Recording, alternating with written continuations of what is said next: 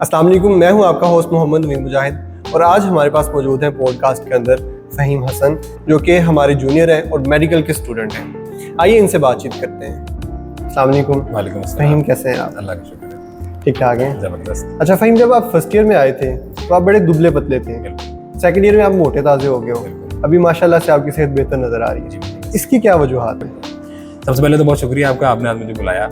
और दूसरा ये कि जो आपने सवाल किया मुझसे, तो मेरे दोस्त भी मुझसे अक्सर कहते हैं कि यार आप मौसमों की तरह बदलते रहते हो, कभी आप कैसे दिखते हो, कभी आप कैसे अच्छा। दिखते हो। तो इसकी वजह ये है कि मैं पिछले कुछ साल से 6 साल से एक मेडिकल कंडीशन से दो चार हूँ। और ये जो मेरा मेटामॉर्फोसिस है और ये जो मेरी सिचुएशन बदलती रहती है, ये उस मेडिकल कंडीशन की वजह से।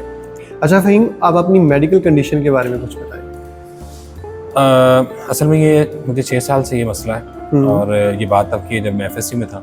एफएससी के लास्ट डेज थे और मैंने जिम ज्वाइन की। और जिम में एक नॉर्मल रूटीन थी मेरी। तो कुछ अरसे बाद मुझे कुछ सिम्टम्स मैंने महसूस किए अपने अंदर, जैसे कि वेट का कम होना, डायरिया और पाल्पिटेशंस, हार्ट रेट बहुत ज़्यादा मुझे फील होता था। लेकिन मैंने इसे इग्नोर कर दिया कि शायद ये मेरी जिम की एक्टिविटी की वजह से हो रहा है। अच्छा। 2-3 महीने गुजर गए मुझे इसी सिचुएशन में और ये चीज़ें बढ़ती गई। मेरा डायरिया बढ़ता गया, मेरा जो हार्ट रेट था बहुत ज़्यादा बढ़ता गया और मेरा वेट लॉस बहुत ज़्यादा हो गया। यहाँ तक कि मेरी फैमिली भी कंसर्न हुई इस चीज़ से और मैं खुद भी बहुत ज़्यादा तशवीश में चला गया कि ऐसा क्यों हो रहा है। मेरा 3 महीने में तकरीबन 30 से 35 किलो वजन कम हो गया। अच्छा। और ये बहुत ज़्यादा ड्रास्टिक था। मेरी फैमिली बहुत ज़्यादा कंसर्न थी। तो मैंने सोचा कि मैं डॉक्टर के पास जाता हूँ, क्योंकि अब सिचुएशन बहुत सीवियर हो रही थी। और मैं गैस्ट्रोएंटरोलॉजिस्ट के पास चला गया और उन्होंने मेरे कुछ ब्लड टेस्ट मेरे लिए मुझे कहा करवाने का। इसमें कुछ लिवर के टेस्ट थे और कुछ ब्लड टेस्ट थे। उनमें से एक थायराइड प्रोफाइल भी थी, जो कि TSH T3 और T4 पर मबनी होती है। तो जब रिपोर्ट आई तो मेरे TSH बहुत लो था, मेरे जो T3 थे वो बहुत ज़्यादा एलिवेटेड थे, मेरे T4 बहुत ज़्यादा एलिवेटेड थे। तो डॉक्टर साहब ने मुझे डायग्नोस किया हाइपरथायराइडिज्म, ग्रेव्स डिजीज़ जिसे कहते हैं। उसके बाद डॉक्टर साहब ने मुझे मेडिसिन दी, कार्बिमाजोल प्रिस्क्राइब की और साथ एंड्रॉल प्रिस्क्राइब की। मैं एक दिन में 6 गोलियाँ ले रहा था कार्बिमाजोल की और एंड्रॉल भी मैं 3 ले रहा था 40 mg। एंड्रॉल हार्ट रेट ज़्यादा होने की वजह से? बिल्कुल हार्ट रेट, मेरा हार्ट रेट जो था वो 130-140 एवरेज था, इससे ज़्यादा भी हो जाता था। मुझे ऐसे फील होता था जैसे कि दिल मेरी गर्दन में आ गया और इतनी ज़्यादा धड़कन मुझे फील होती। अच्छा, फिर कार्बिमाजोल खाने से या मेडिकेशन लेने से आपकी कंडीशन कुछ बेहतर हुई? जी बिल्कुल, बहुत ज़्यादा बेहतर हुई मेरी कंडीशन। कार्बिमाजोल खाने से मेरी जो सिचुएशन थी, जो मेरे सिम्टम्स थे, वो बहुत ज़्यादा नॉर्मल हो गए। मेरा वेट लॉस जो था वो रुक गया, बल्कि मेरा वेट बेहतर हो गया पहले से काफ़ी। और मेरी जो पाल्पिटेशंस थी वो काफ़ी कंट्रोल हो गई एंड्रॉल की वजह से। और मेरी जो एंजाइटी थी वो बहुत कम हो गई। मेरी आँखें जो हैं वो पहले ऐसा लगता था जैसे बहुत बड़ी और बाहर आ रही हैं, और जिसके बाद कार्बिमाजोल से वो इफेक्ट थोड़ा सा कम हो गया। उसके अलावा मेरी जो डायरिया था वो रिजॉल्व हो गया और मेरी जो मसल पेन है, मेरी बैक पेन है, वो मुझे बहुत बेहतर हो गई। मेरी नींद बहुत बेहतर होगी, सबसे बड़ के जो बात थी, क्योंकि इस डायग्नोसिस से पहले मेरी जो नींद थी मुझे आती नहीं थी बिल्कुल भी। मैं अगर सो के भी उठता था तो मुझे ऐसे ही था कि जैसे मैं सोया ही नहीं सारी रात। अच्छा, मुझे ये बताएं कि ये सारी जो कंडीशन है आपके साथ जो हो रही थी, ये फर्स्ट ईयर MBBS की बात है? नहीं, ये जो सिम्टम्स अपीयर होना शुरू हुई है FSC के लास्ट पर की बात है। अच्छा। FSC मेरी अभी ख़त्म नहीं हुई थी। तो मेरा डायग्नोस FSC के अंदर ही हो गया था। लेकिन ये जो मेडिसिन जो डॉक्टर साहब ने मुझे प्रिस्क्राइब की, ये मेडिसिन मेरी 2 से 3 साल तक चलती रही। मैं इसको 2 साल तक लेता रहा इस मेडिसिन को, और उसके बाद मेरा MBBS में एडमिशन हो गया और मैं इसी मेडिसिन के ऊपर था। लेकिन मेरी नेग्लिजेंस की वजह से मैंने ये दवाई लेना छोड़ दी। अच्छा। और मेरा थायराइड स्टेबल हो गया था। फिर ऐसा हुआ कि मेरा कार एक्सीडेंट हो गया। अच्छा। और मैं बहुत ज़्यादा स्ट्रेस में चला गया उसकी वजह से।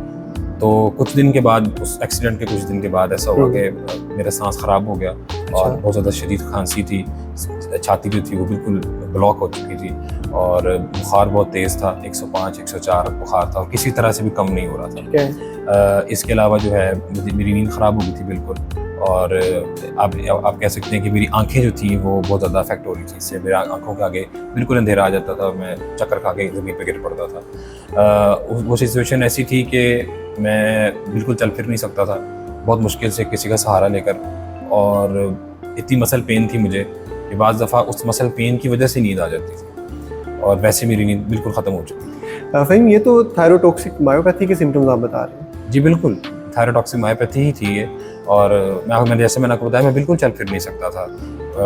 और इसके कुछ न्यूरोलॉजिकल सिम्टम्स भी थे मुझे उस वक्त। एक्सीडेंट के बाद से मुझे कुछ याद नहीं है कि मेरे साथ क्या होता रहा है। मैं अगर मुझे को खाना भी ला के दे रहा तो मुझे बिल्कुल याद नहीं है। सिर्फ मुझे ये चीज़ें इसलिए याद है कि बहुत ज़्यादा तकलीफ में था मैं, तो शायद उसके कुछ मेमोरी में कुछ फ्रैगमेंट्स रह गए। बहरहाल मुझे जाया गया हॉस्पिटल, लेके जाया गया, और डॉक्टर्स ने वहाँ पर फ़ौरन से डायग्नोज किया कि थायराइड स्टॉर्म है, जिसे थायराइडॉक्सिक क्राइसिस भी कहते हैं। ये एक मेडिकल इमरजेंसी होती है, और अगर इसको फ़ौरन से ट्रीट ना किया जाए तो आपकी डेथ भी हो सकती है। डॉक्टर्स ने कुछ ब्लड टेस्ट करने का फैसला किया, जिसमें कि इम्यूनोग्लोबुलिन टेस्ट थे कुछ, जैसे कि एंटी-टीपीओ टेस्ट और थायरोग्लोबुलिन टेस्ट।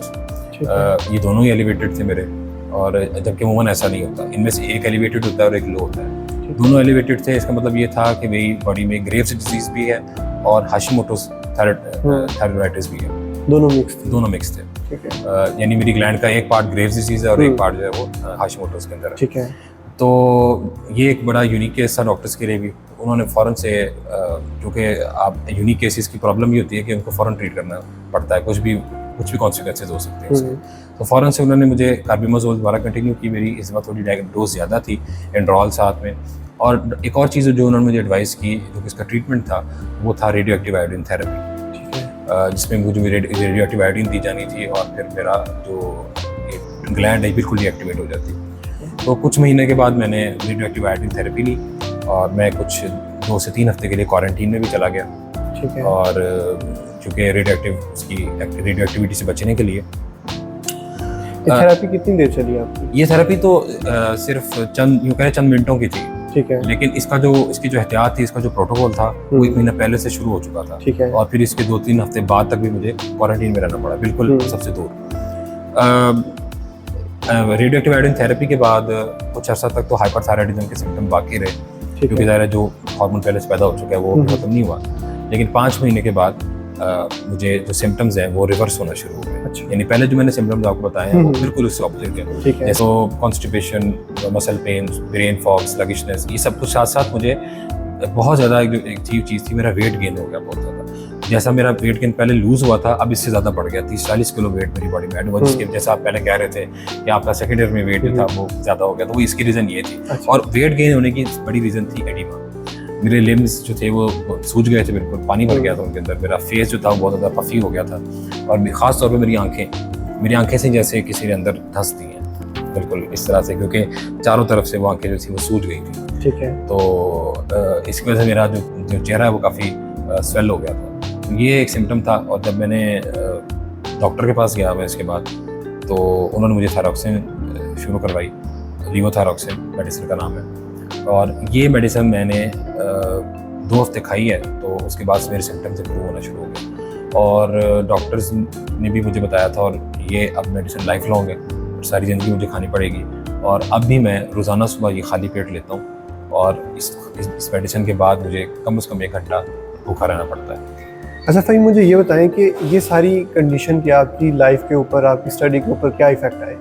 बहुत ज़्यादा इफेक्ट आया। सबसे पहले तो मैं एफएससी के बाद कभी भी डॉक्टर बनना नहीं चाहता था। मैं आर्मी में जाना चाहता था। अच्छा। लेकिन मेरी इस लाइफ लॉ कंडीशन की वजह से मैं आर्मी में नहीं जा सका, क्योंकि मैंने आपको बताया कि मसल पेन बहुत ज़्यादा थी मुझे। ठीक है, वो कार्बिमाज़ोल की वजह से बेहतर थी काफ़ी, लेकिन स्टिल वो वहीं थी। और उसके बाद फिर एमबीबीएस में आया। तो एमबीबीएस में जहाँ दूसरे स्टूडेंट्स को सिर्फ पढ़ाई का स्ट्रेस है, बुक्स का स्ट्रेस है, सिलेबस का स्ट्रेस है, मुझे साथ इसका भी स्ट्रेस था। जाहिर है, कभी मेरी एंजाइटी बहुत ज़्यादा, मुझे अगर मैं हाइपर में हूँ उसे फोकस नहीं हो रहा, और अगर मैं हाइपर में था तो नींद ही बहुत ज़्यादा है, तो आप उसमें क्या पढ़ेंगे। तो ये बहुत ज़्यादा प्रॉब्लम रही मुझे। और मेरा ख्याल है कि अगर मुझे ये बीमारी ना होती तो मैं बहुत ज़्यादा अच्छा परफॉर्म कर सकता था अपनी मेडिकल स्टडीज़ में या दूसरी लाइफ एक्टिविटीज़ के अंदर। लेकिन स्टिल अब मैंने इसके साथ अपना पीस बना लिया, और मेरे ख्याल से भी ये कंडीशन मेरे कंट्रोल में, और मैंने इसको मैनेज कर लिया, तो अब इससे फ़र्क नहीं पड़ता। अच्छा फ़हीम, जो लोग इस बीमारी में मुब्तला हैं, आप उनको क्या एडवाइस करें? अच्छा, मैं उन्हें यही एडवाइस करना चाहूँगा कि ये उनकी रियलिटी है, वो इस रियलिटी को जितना जल्दी एक्सेप्ट करेंगे उनके लिए बेहतर है, क्योंकि ये बीमारी कहीं नहीं जा रही, ये उनके साथ ही रहेगी। उन्हें इसको मैनेज करना है, ना कि वो बीमारी के हाथ में छोड़ दें कि वो इनको मैनेज करें। तो ये उनके लिए डेंजरस है, और अब वो इसको एक्सेप्ट करें और आगे बढ़ने की कोशिश करें, क्योंकि ये बीमारी इधर ही रहेगी, इस बीमारी ने कहीं नहीं जाना।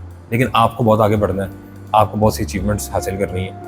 तो जितना जल्दी हो सके इस बात को एक्सेप्ट करें कि आप जो है इस बीमारी के साथ ही रहेंगे और इस बीमारी को आपको मैनेज करना है, कंट्रोल करना है। जब आप थायराइड पढ़ें तो ये मत सोचें कि आप बस एक चैप्टर तैयार करने लगे हैं, सिर्फ एक टेस्ट या प्रूफ की तैयारी के लिए, बल्कि ये सोचें कि आप एक ऐसी बीमारी को समझने जा रहे हैं जो कल किसी इंसान की ज़िंदगी संवार सकती है या शायद बचा भी सकती है। ये उस लम्हे की तैयारी है जब एक दिन कोई मरीज़ आपके पास आकर कहेगा, डॉक्टर साहिब या साहिबा, मुझे नहीं पता मुझे क्या हो रहा है, आप बताएं मैं ठीक तो हो जाऊंगा ना। ये एक दरवाज़ा है उस एतमाद का जो मरीज़ आपके ऊपर करता है। इसी के साथ मुझे दें इजाज़त। अल्लाह हाफिज़।